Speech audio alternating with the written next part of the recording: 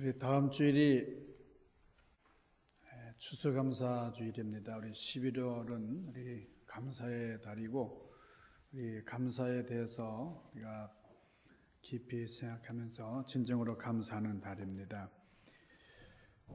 어떤 분이 이런 수필을 썼습니다. 어떤 내용이냐면은, 왜 하나님께서는 인간을 만드실 때 무쇠처럼 튼튼하게 만들지 않으셨을까? 어찌하여 찬바람만 불어도 감기 걸리고 조금만 일을 해도 피곤하고 아프고 쑤시고 결리는 것일까? 조그만 무거운 것을 들어도 허리가 상하고, 또 아무 일도 안 하면은 소화가 되지 않고 가는 병 오는 병 다 걸릴 만큼 인간을 약하게 만드셨을까? 이 질문은 병상의 은총이라고 하는 수필에 나오는 글입니다. 이런 질문을 하고 필자는, 이 수필을 쓴 분은 이렇게 또 대답을 했어요. 하나님께서 사람을 왜 튼튼하게 만들지 않으셨는지 나는 알았다. 우리는 쉴 새 없이 일하다가 몸이 아파서 병상에 쉬는 시간에 자신을 반성하게 되고 조용히 기도할 수 있게 되고, 또 스스로를 돌아보면서 회개할 수 있으니 이 얼마나 큰 은혜인가. 그러니까 하나님께서 인간을 약하게 만드신 것이 은혜다 하고 결론을 내립니다. 또 이런 얘기도 했어요. 인간들을 약하게 만들었기 때문에 인간은 겸손하고 교만하지 않게 됐다 하는 거예요. 병상에 누워 있으면은 교만할 수가 없습니다. 우리가 늘 건강하고 우리 몸이 강철처럼 튼튼하다 그러면 우리는 교만해질 겁니다. 교만해지지 말라고, 겸손해지라고 하나님께서 인간을 약하게 만드신 것 같다. 이것이 바로 은혜다. 이렇게 말을 했어요. 또 병에 걸렸다가 건강할 때 그 기쁨이 얼마나 큽니까? 그때 감사가 얼마나 큽니까? 그런 마음을 가지게 하려고 하나님께서 인간을 약하게 만드신 것 같아서 은혜다. 그런 얘기를 했어요. 언제든지 성공만 하는 사람은 못 쓰게 됩니다. 하는 일마다 잘 되는 사람 위험합니다. 때로는 실패하는 것도 은혜다 하는 거예요.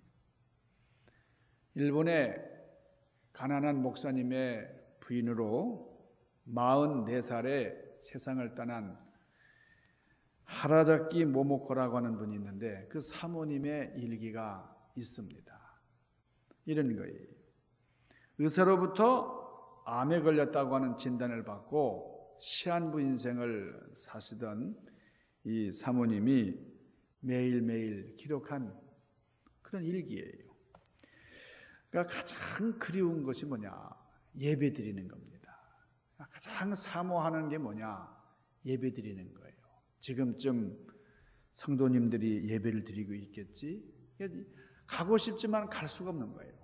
제일 가고 싶은 곳이 예배당인데 교회 갈 수가 없어요.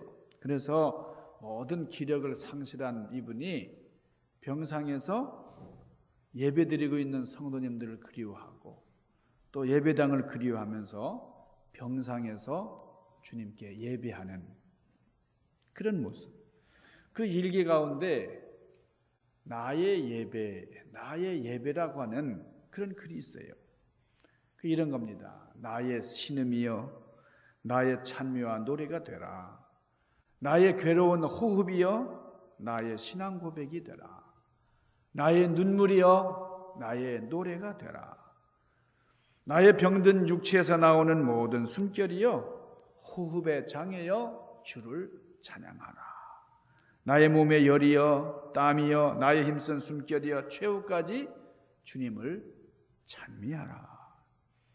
얼마나 아름다운 노래입니까? 이 사모님은 믿음으로 최후까지 신앙 간증을 남기고 세상을 떠났습니다. 오늘 본문 말씀에 보면은 욥이 끔찍한 고통을 당하는 그런 상황 속에서 재산을 다 날렸어요. 사랑하는 자녀들이 같은 날 한꺼번에 모두 죽고 말았습니다. 끔찍한 고통을 당한 이 욥에게 악창까지 생겨서 몸에 이루 말할 수 없는 그 고통, 그 아픔이 찾아와서 끔찍한 그런 환경을 경험하고 있습니다. 육체적인 고통도 이 욥을 괴롭혔겠지만은 그러나 영혼까지 심한 괴로움을 겪게 됐어요. 그러니까 정신적으로, 육신적으로, 영적으로 도무지 견딜 수 없는, 얼마나 고통이 심했는지 원통함을 발설하겠다. 욥이 이런 고백까지 했습니다. 오늘 욥기 10장 12절에 보니까 욥이 뭐라고 얘기합니까? 그러나 생명과 은혜를 나에게 주시고 나를 보살피심으로 나를 지키셨나이다. 이 욥이 깨달았어요. 이게 고통 중에 참 하나님 왜 내가 이런 고통을 당해야 됩니까? 그 원인을 알아야 되겠습니다. 확 따지듯이 그렇게 기도하던 욥이었는데 이제 깨달음을 얻었어요. 이 12절에 보면은 보살피심으로 내 영을 지키셨나이다. 그렇게 고백을 했어요. 이 말씀은 하나님께서 나를 찾아오셨다 하는 그런 고백입니다. 하나님께서 우리의 마음문을 두드리시면서 찾아오셨대요. 요한계시록 3장 20절에 이렇게 말씀하셨죠. 볼지어다 내가 문 밖에 서서 두드리노니 누구든지 내 음성을 듣고 문을 열면 내가 그에게로 들어가 그로 더불어 먹고 그는 나로 더불어 먹으리라. 이렇게 말씀을 하십니다. 이 말씀 생명과 은혜를 내게 주시고 나를 보살피심으로 내 영을 지키셨나이다. 이 말씀 속에는 성부 하나님, 성자 하나님, 성령 하나님, 삼위일체 하나님께 감사한다 하는 그런 메시지가 들어있어요. 자, 생명을 주신 분이 누구세요? 성부 하나님. 은혜를 주신 분은 우리 죄를 대속하사 값없이 구원받게 하신 예수님.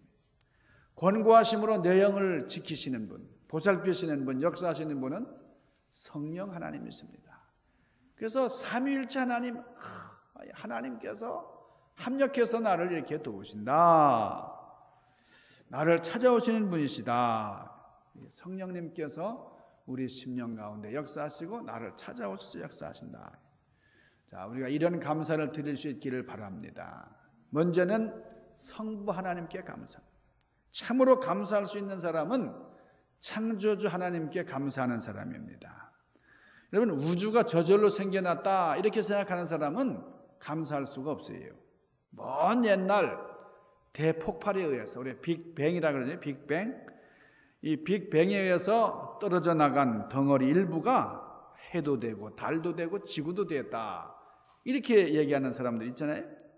이거는 마치 쇠붙이들을 이 쇠통에다 놓고서 막 흔들었더니 이게 뭐 시계도 나오고 피아노도 됐다. 이런 말과 같은 거예요.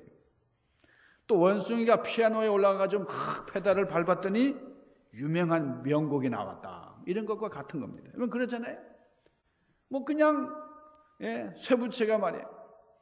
그저 떨어져 나간 그런 조각이 말이야. 그냥 저절로 해도 되고 달도 되고 막 그랬다고 하는 것이 얼마나 우스운 얘기인가. 우주 만물을 설계하시고 창조하신 분은 하나님이시다. 창세기 1장 1절 태초에 하나님이 천지를 창조하시니라 말씀하셨어요. 여러분 우리가 살고 있는 이 지구를 한번 생각해 봅시다. 지구에서 태양까지 거리가 얼마죠? 14만 킬로미터라는 거예요. 14만 킬로미터. 그런데 이 지구가 태양의 주위를 약 10만 5천 킬로미터의 속도로 회전을 합니다. 돌아가는데 정확하게 365일 동안에 한 바퀴를 돌아요. 365일. 1년에 한 바퀴 지구가 태양 주변을 도는, 태양의 주위를 도는 겁니다. 그리고 24시간 동안 한 바퀴 빙글빙글 이렇게 자전을 합니다. 그럼 뭐 1분도 늦거나 1분도 빠르지 않고 얼마나 정확하게 돌아가요.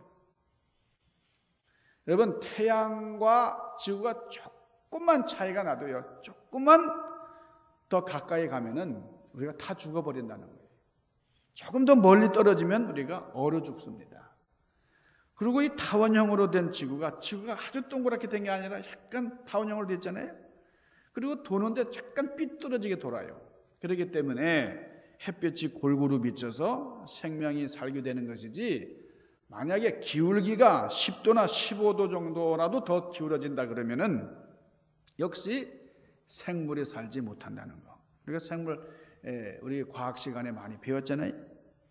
자, 이 지구가 빙글빙글 돌아가는데 말이에요. 바닷물이 쏟아지는 일도 없고 사람이 떨어지는 일도 없고 말이에요. 신기하잖아요. 여러분, 지구가 공중에 무슨 끈앞으로 매단 것도 아닙니다. 무슨 철사줄로 동여맨 것도 아닌데 혼자서 자전하고 공존하는 것, 이게 우연이에요? 이게 저절로 된 겁니까? 이거는 설계하신 분, 창조하신 하나님이 운행하고 계시기 때문에 이렇게 자연 질서가 정확하고 참 틈이 없는 거예요. 이 하나님께서 햇빛도 주시고 공기도 주시고 비도 주시고, 그래서 오곡백과가 무르익고 우리가 이렇게 살게 된 거예요. 아름다운 꽃 한 송이도 하나님의 솜씨입니다. 이 창조주 하나님을 믿지 않고 어떻게 감사를 할 수가 있습니까? 돼지가 감 열매를 참 좋아해요. 감나무에서 떨어진 감을 잘 주워 먹는데, 생전 이 감나무를 떨어뜨려주는 나무를 한번 쳐다보는 일이 없어요. 여러분, 우리가 하나님 앞에 많은 은혜를 입었지만은 하나님께 감사할 줄 모르는 사람은 그저 감열매는 좋아라고 먹지만은 감나무 한번 쳐다보지 않는 돼지와 같습니다. 시편 50편 23절에 감사로 제사를 드리는 자가 나를 영화롭게 하나니 그의 행위를 옳게 하는 자에게 내가 하나님의 구원을 보이리라, 이렇게 말씀하셨어요. 또 시편 50편 22절에 보면 하나님께 감사할 줄 모르는 너희여, 이제 생각하라. 그렇지 않으면 내가 너희를 찢으리니 건질 자 없으리라 그랬어요. 하나님 앞에 감사할 줄 모르는 사람은 찢어버리겠다 그랬어요. 여러분, 찢어진다는 거 말이에요. 마음이 찢어지고, 가정이 찢어지고, 사회가 찢어지고, 회사가 분열되고. 여러분, 우리가 감사할 줄 모르면 이렇게 된다. 감사하는 사람에게는 하나님께서 큰 복을 내리셔서 정말 화합하는 역사를 주십니다. 감사할 줄 모르는 자를 찢어놓는다 그랬어요. 사무엘상 2장 30절에 보면 나를 존중히 여기는 자를 내가 존중히 여기고, 그러니까 하나님을 존중히 여기는 자가 하나님으로부터 존중함을 입는 거예요. 나를 멸시하는 자를 내가 경밀히 여기리라, 그렇게 말씀하셨어요.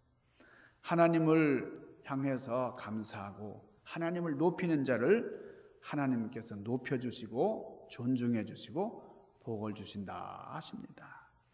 자, 두 번째, 우리가 성자 하나님께 감사해야 돼요. 성자 하나님, 우리는 다 정죄받고 지옥 가야 할 존재들인데 이 십자가의 피로 말미암아 죄사함을 받고 귀한 생명의 후사들, 천국의 주인공들이 됐어요. 이 은혜를 알면은 우리가 감사하지 않을 수가 없습니다. 이 본문에 보니까 생명과 은혜를 내게 주시고 그러셨는데, 여러분, 창조주 하나님께서 우리에게 생명을 주시고 또 성자 예수님의 보혈로 은혜 받아서 구원을 힘입게 된 겁니다. 제 선배 목사님 간증인데요. 이분이 목회하는 중에 지금 은퇴하셨지만은 이분이 이런 얘기를 하지. 어느 날 예배 시간에 헌금한 성도들의 그 이름을 호명하다가 그만 이 목사님이 실수하고 말았어요. 어떤 장로님이 30만 원을 이제 작정을 하셨는데 그걸 읽다가 300만 원으로 잘못 읽은 거예요. 아무개 장로님 300만 원을 작정하셨습니다. 그 장로님은 30만 원을 이렇게 써냈는데 이분이 300만 원으로 잘못 읽은 거예요. 그러니까 그 본인이 말이에요. 그 장로님이 얼마나 깜짝 놀랐겠어요. 아니, 내가 30만 원을 썼는데 아니, 목사님이 300만 원으로 부르면 어떡하자는 거예요. 근데 아무 말 하지 않고요, 이 장로님이 헌금 시간에 300만 원을 헌금을 했어요. 아니, 목사님이 재정부로부터 그 얘기를 들으니까 얼마나 미안합니까? 그래가지고 장로님 죄송하다고 사과를 했어요. 그랬더니 장로님이 웃으면서 이런 말씀하셨대요. 목사님, 제가 30만 원을 이제 작정을 했는데 사실 저는 30만 원짜리 인생이었어요. 그래서 30만 원만 감사하려고 그랬는데 하나님께서 목사님 입술을 통해서 300만 원짜리 인생이 되라고 일러주셨습니다. 사실 제가 300만 원 그 작정 그 발표 듣고 많이 당황했어요. 놀랐어요. 그리고 그 문제를 놓고 기도를 했는데 기도하다 보니까 그러면서 제 인생을 돌아보니까 내가 겨우 30만 원짜리 인생이었구나. 앞으로는 300만 원짜리 인생이 돼야 되겠다. 그러고서 감사한 마음으로 하나님께 드렸다는 거예요. 감사의 크기가 깨달음의 크기와 같습니다. 많은 깨달음을 얻은 자는 많이 감사할 수 있어요. 깨달음이 없는 자는 감사할 수가 없어요. 감사는 은혜를 아는 데서부터 출발합니다. 주님께서 나를 위해서 값없이 그렇게 희생하셨는데 나도 주님께 조금이라도 뭘 해드려야 되겠다. 자, 세 번째, 성령 하나님께 감사하는 거예요. 아버지의 사랑이 크고 예수님의 은혜가 아무리 클지라도 그걸 깨달았다 할지라도 그 은혜를 우리에게 적용시켜 주시는 성령님의 역사가 없다고 하면은 그 무슨 소용이 있겠어요? 그래서 이 성령님께서 오시면은 아버지의 사랑을 우리 안에 가득하게 채워주시고 예수님의 은혜를 넘치게 허락하시고 우리로 하여금 행복한 사람이 되게 하십니다. 예수님의 공로가 나타나서 죄와 사망의 권세에서 승리케 하시고 영생의 기쁨을 누리게 하십니다. 성경 말씀 에베소서 1장 13절 너희가 구원의 복음을 듣고 그 안에서 또한 믿어 약속의 성령으로 인치심을 받았느니라. 여러분, 성령님은 감사의 영이세요. 우리 성령 충만한 분은 감사도 충만합니다. 성령 하나님께서는 우리 요한복음 14장 18절에 뭐라고 했어요? 내가 너희를 고아와 같이 버려두지 않겠다 그랬어요. 그리고 내가 주는 평안은 세상에 주는 다른 평안과는 다른 것이다 그랬습니다. 참 평안을 우리에게 주신다 그랬었어요. 고린도후서 13장 13절에 보면은 주 예수 그리스도의 은혜와 하나님의 사랑과 성령님의 교통하심이 너희 무리에게 함께 있을지어다 그랬어요. 자, 성자 예수님의 은혜와 성부 하나님의 사랑과 성령 하나님의 교통하심이 이게 삼위일체 하나님이에요. 성부 하나님의 역사, 성자 하나님의 역사, 성령 하나님의 역사가 함께 임하는 복입니다. 우리가 구원받게 된 것은 성부와 성자와 성령 삼위일체 하나님의 작품이세요. 우리가 건물로 말하자면 하나님께서는 구원의 집을 위해서 설계하시고 건축 자재를 다 준비해 주셨어요. 예수님은 그 집을 완벽하게 지으시고 성령님께서는 우리를 그 집으로 데려가 오셔서 살게 하십니다. 여러분, 청와대에는 대통령 가족만 살 수 있어요. 아무리 우리가 가고 싶다 하더라도 가서 살 수 없어요. 구원의 집에는 거듭난 사람만 갈 수 있습니다. 거듭나게 하시는 분은 성령님이세요. 내가 물과 성령으로 거듭나지 않고는 결단코 하나님 나라를 볼 수가 없나니라. 성삼위 하나님께서 우리의 구원과 영적인 성장을 도우십니다. 온전한 그리스도인으로 살고 영원한 천국에 들어갈 수 있게 하십니다. 얼마나 감사한 일이에요. 사실 우리가 생각해 보면은 감사한 일보다 불평할 일이 더 많아요. 한번 여러분이 좀 적어 보세요. 감사할 내용, 불평할 내용 보면은 불평이 더 많죠. 되는 것보다 안 되는 게 더 많고요. 만족보다는 불만족이 더 많아요. 시도했던 일들이 수많은 것들이 실패로 돌아간 경우가 얼마나 많습니까? 그러나 지난 일들 되돌아보면 안 되게 하신 것도 하나님의 뜻이었구나. 그리고 안 되게 하신 그 사건을 통해서 하나님이 이렇게 역사하셨구나. 하나님의 섭리가 작용했다는 것을 알 수가 있어요. 그러므로 사랑하는 자, 하나님을 사랑하는 자, 곧 그 뜻대로 부르심을 입은 자들에게는 모든 것이 합력하여 선을 이루느니라. 여러분, 합력해서, 여러분 실패해도 실수해도 잘 안 됐다 할지라도 이게 합력하여 선을 이루는 하나님의 섭리를 믿으시기를 바랍니다. 이 시간 우리는 주 예수 그리스도의 은혜와 하나님 아버지의 사랑과 성령님의 교통하심, 이 큰 감사의 조건을 보면서 항상 삼위일체 하나님께 감사하고 찬양하고 영광 돌리는 그런 여러분들 되시기를 주님의 이름으로 간절히 축원합니다. 기도하십시다. 신령하신 아버지, 벌써 한 해의 마지막 끝자락에 와 있습니다. 우리 추수감사절 기점으로 한 해를 종결하는데 주님 감사로 한 해를 마치게 하십니다. 우리 다음 주일 감사 주일에 많은 감사의 마음을 모아서 주님 앞에 봉헌하는 최대의 감사를 드리는 저희들 되게 하여 주옵소서. 귀하신 예수님 이름으로 간절히 구하옵나이다. 아멘.